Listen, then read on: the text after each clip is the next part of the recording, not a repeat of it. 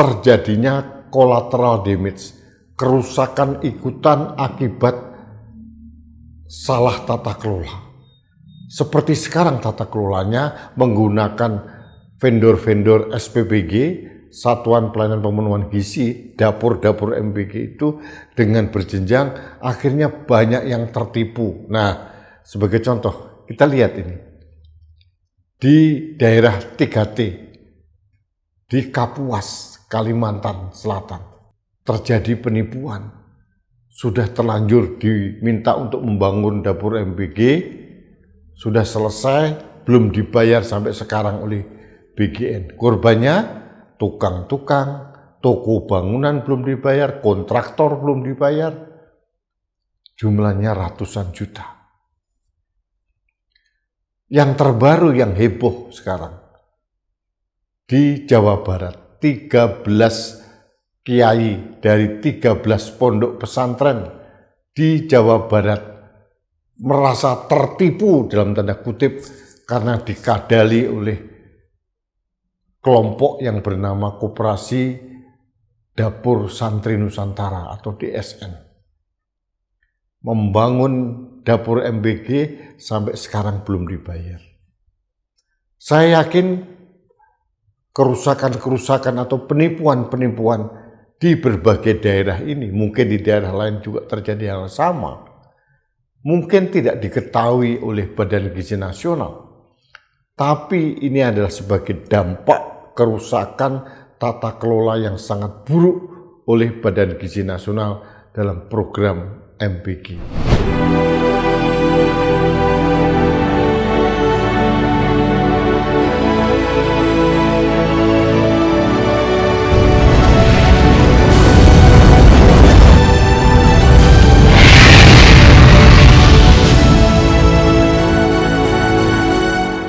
Halo sahabat Indonesia, kita bertemu kembali dalam Opini Rudi di Anak Bangsa TV. Sahabat Indonesia, ada yang bertanya melalui media sosial saya. Mereka bertanya, ada beberapa lah yang bertanya, mengapa saya selalu mengkritisi MBG? Apakah saya tidak setuju dengan program MBG? Nah, ini perlu disclaimer dari saya, perlu saya jelaskan. Justru karena saya setuju dengan program MBG, makanya saya selalu mengkritisi MBG karena tidak sesuai dengan ikhtiar atau niat awal dari Presiden Prabowo. Niatnya baik, tapi tata kelolanya sangat-sangat tidak baik. Itu kritik saya. Yang kedua, sasarannya hanya mengejar kuantitas. Yang penting memberikan makan banyak kepada setiap anak atau ibu hamil atau orang tua, sebanyak mungkin memberikan makan gratis kepada warga negara Indonesia. Tapi karena banyak, nilainya jatuhnya sangat kecil, hanya 10.000. Kemudian ada beberapa yang mengkorupsi, sehingga kita berpikir kalau tujuan pemerintah ini untuk mengatasi stunting di negeri ini yang masih sangat tinggi, sasaran program MBG ini tidak tepat. Apakah mungkin kita bisa mengintervensi tumbuh kembang anak pada usia anak sekolah SD, SMP, SMA.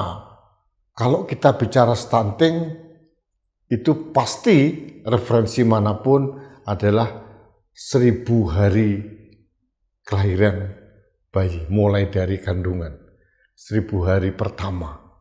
Jadi kalau anak SMP, SD, kelas 4, kelas 5, kelas 6, apalagi anak SMA diberikan MBG, yang terjadi bukan tumbuh kembang mereka baik, otak mereka jadi cerdas, yang akan terjadi adalah hanya sekedar program penggemukan anak nasional, bukan mencerdaskan anak nasional. Ini kritik saya.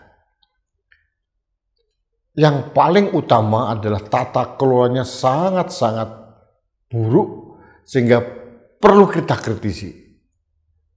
Berikutnya alasan saya mengapa selalu mengkritisi program MBG, karena yang pertama saya ingin program MBG ini tetap tepat sasaran, tidak dibuat serampangan seperti sekarang. Berikutnya, karena ini menggunakan dana APBN, yang notabene adalah uang pajak sebagian besar di situ, saya termasuk pembayar pajak, rakyat, sehingga rasanya saya punya hak untuk berbicara agar program ini berjalan sebagaimana seharusnya. Tata kelola buruk, apa buktinya? Yang terjadi adalah pemborosan MBG yang tidak karu-karuan, yang tidak masuk akal. Sampai kemarin Menteri Purbaya mengatakan Menteri Keuangan kecolongan terkait dengan pengadaan motor listrik dari BGN, Badan Gizi Nasional. Ini kan aneh bin ajaib. Mengapa anggaran yang sudah ditolak ini bisa lolos begitu saja? Dananya sangat besar, triliunan rupiah. Berikutnya adalah terjadinya collateral damage, kerusakan ikutan akibat salah tata kelola. Seperti sekarang tata kelolanya menggunakan vendor-vendor SPBG, Satuan Pelayanan Pemenuhan Gizi, dapur-dapur MBG itu dengan berjenjang, akhirnya banyak yang tertipu. Nah, sebagai contoh, kita lihat ini. Di daerah 3T, di Kapuas, Kalimantan Selatan, terjadi penipuan. Sudah terlanjur diminta untuk membangun dapur MBG, sudah selesai, belum dibayar sampai sekarang oleh BGN. Korbannya tukang-tukang, toko bangunan belum dibayar, kontraktor belum dibayar, jumlahnya ratusan juta.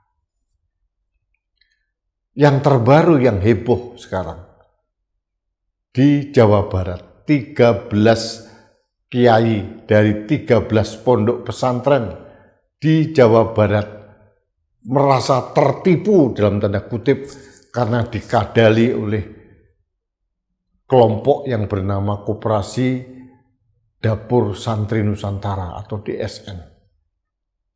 Membangun dapur MBG sampai sekarang belum dibayar. Saya yakin kerusakan-kerusakan atau penipuan-penipuan di berbagai daerah ini, mungkin di daerah lain juga terjadi hal sama, mungkin tidak diketahui oleh Badan Gizi Nasional, tapi ini adalah sebagai dampak kerusakan tata kelola yang sangat buruk oleh Badan Gizi Nasional dalam program MBG. Akhirnya program MBG ini hanya dianggap proyek. Kalau sudah proyek, otaknya selalu berpikir tentang keuntungan, cuan. Bayangkan, memang luar biasa. Selalu saya ulang-ulang. Setiap porsi jatah dari BGN 15.000. 10.000 konon untuk MBG, yang 5.000 diberikan pada pengelola SPBG. 5.000 setiap dapur, kurang lebih 3.000 porsi setiap hari. Setiap hari keuntungannya 15 juta. Setiap bulan, katakanlah 25 hari, berapa? Setiap tahun 12 bulan, berapa? Karena ini bisnis akhirnya. Bisnis yang sangat-sangat menggiurkan dengan menggunakan uang negara. Akhirnya, ini jauh dari harapan Presiden Prabowo sendiri. Ironinya, Presiden Prabowo sampai sekarang tidak kunjung melakukan evaluasi. Beberapa waktu yang lalu, Wakil Kepala BGN mengatakan Presiden menginstruksikan untuk mengubah strategi pemberian MBG. Tidak massal seperti sekarang, tapi orientasinya adalah kualitas. Hanya daerah 3T daerah-daerah dengan kantong kemiskinan yang ekstrim, kemudian ibu hamil. Itu sesuai dengan usulan saya. Tapi sampai sekarang belum dilaksanakan. Presiden seolah-olah defensif bahwa banyak orang yang mengkritik MBG, menjelek-jelekan Prabowo. Presiden dengan segala hormat salah.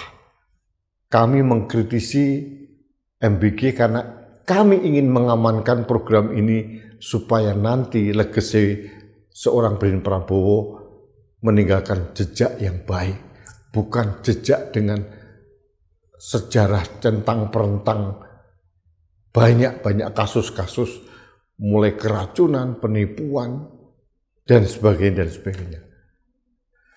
Jadi pemaknaan kritik dari masyarakat sipil, baik mungkin akademisi, mungkin guru besar, bahkan mungkin sebagai pegiat demokrasi seperti saya dan mungkin teman-teman yang lain, itu bukan semata-mata mengkritik pemerintah. Tapi kita selalu mendorong bagaimana pemerintah seharusnya membenahi tata kelola MBG. Presiden selalu mengatakan, di negara yang maju pasti ada program pemberian makanan dari negara buat rakyatnya. Saya setuju. Tapi tata kelolanya seperti apa? Strategi operasionalnya seperti apa? Kemudian sasarannya siapa? Kalau massal seperti sekarang, itu ya orientasinya pasti kuantitas, jumlah. Rakyat hanya dijadikan target angka-angka. Sekarang konon yang menerima manfaat 80 juta. Apakah ini berkorelasi peningkatan sumber daya manusia Indonesia? Belum tentu. Belum ada survei yang mendukung hal itu. Kuncinya menurut saya, ubah tata kelola MBG.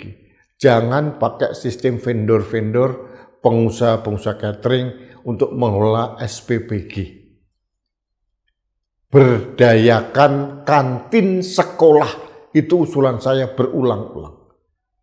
Ada desentralisasi di setiap sekolah, ada dapur SPBG yang dikelola oleh kantin sekolah. Hanya mengurusin satu sekolah itu, mungkin ada 400 murid atau apa, jauh lebih masuk akal. Berdayakan persatuan orang tua murid dan guru, PMG, kemudian diawasi oleh guru, kepala sekolah, dan disupervisi oleh puskesmas dengan mengirimkan ahli gizinya. Itu jauh lebih efektif, dana ditransfer langsung dari BGN ke sekolah masing-masing. Tidak melalui tangan vendor-vendor, melalui perantara-perantara seperti sekarang. Kalau tata kelolanya seperti sekarang, pasti korban akan jatuh bergelimpangan lebih banyak. Seperti di Jawa Barat, 13 pondok pesantren jadi korban. Alih-alih mendapatkan MBG, yang terjadi pengelola pondok pesantrennya rugi. Ada yang jual mobil, jual rumah, segala macam sebagai modal membangun dapur, tapi sampai sekarang tidak dibayar. Pun pula di Kabupaten Kapuas. Mereka merasa tertipu, terjebak katanya. Akhirnya program MBG ini menjadi cacat. Cacat karena pelaksanaannya tidak sesuai dengan harapan. Akhirnya kita bisa mengerti mengapa kaum buruh pada 1 Mei 2026 yang lalu pada waktu ditanya oleh Presiden apakah MBG bermanfaat atau tidak, mereka serentak menjawab tidak, karena tata kelolanya. Bukan masalah niat baik atau programnya. Tata kelolanya buruk sehingga manfaatnya tidak dirasakan oleh rakyat. Sekali lagi saya katakan, ubah tata kelolanya. Ubah tata kelolanya. Sekali lagi saya katakan, kalau suatu kendaraan atau bus penumpangnya sudah banyak, kalau sopirnya tidak mempunyai kemampuan, tidak cakap untuk menyetir kendaraan itu, bukan berarti ditambah kondekturnya, kernetnya, yang diganti sopirnya. Kalau BGN ini ibaratnya kendaraan tadi, kalau dirasakan memang kepalanya tidak kompeten, ganti kepalanya. Masih banyak orang-orang Indonesia yang mampu. Program BGN untuk merangkul kampus-kampus yang terjadi apa? Hanya satu kampus yang menerima itu, Unhas. Yang lain banyak yang menolak. IPB sudah berencana untuk membangun, tapi ditolak oleh keluarga mahasiswa dan BEM IPB. Saya bangga sebagai alumni dari IPB. Adik-adik saya kritis. Terlalu banyak masalah yang diakibatkan karena kebijakan dari kepala BGN yang salah. Harus ada perubahan radikal dari MBG. Sekali lagi, sahabat Indonesia, ini standing saya. Standing saya akan selalu dan selalu mengkritisi program pemerintah, bukan karena saya tidak setuju, justru karena saya ingin mendukung program pemerintah agar terlaksana dengan baik sesuai dengan harapan Presiden, sehingga Presiden akan meninggalkan jejak program yang bermanfaat bagi rakyat. Bukan seperti sekarang. Yang terjadi adalah bagaimana program MBG ini menghabiskan anggaran negara 335 triliun. Bahkan mengambil dari dana alokasi pendidikan yang 20% dari APBN. Ini benar-benar luar biasa, program yang sangat-sangat massal tapi dikelola dengan buruk. Sahabat Indonesia, ini standing saya. Saya tidak menolak MBG, tapi catatan saya jelas. Ubah tata kelolanya. Bukan dengan sistem vendor SPBG seperti sekarang, tapi berdasarkan based on school. Berdasarkan di sekolah masing-masing, kita bangun dapur-dapur kecil untuk memenuhi kebutuhan per sekolah. Dana langsung ditransfer dari pusat ke sekolah. Seperti BOS, Bantuan Operasional Sekolah zaman Nadiem Makarim. Langsung ditransfer dari pusat ke rekening kepala sekolah. Sama seperti itu, untuk menghindari kebocoran-kebocoran. Lalu sasarannya bukan massal seperti sekarang, tapi selektif. Selektif hanya daerah-daerah 3T, kemudian daerah-daerah dengan kantong kemiskinan ekstrem, ibu hamil, dan bayi-bayi pada usia 1000 hari pertama. Kalau itu dilakukan, bahkan kalau perlu nilainya dinaikkan, bukan 10.000 tapi 25.000 sekalipun, saya akan mendukung dengan keras. Karena kalau itu sasarannya tepat, jumlahnya akan tidak terlalu banyak seperti sekarang 80 juta orang massal.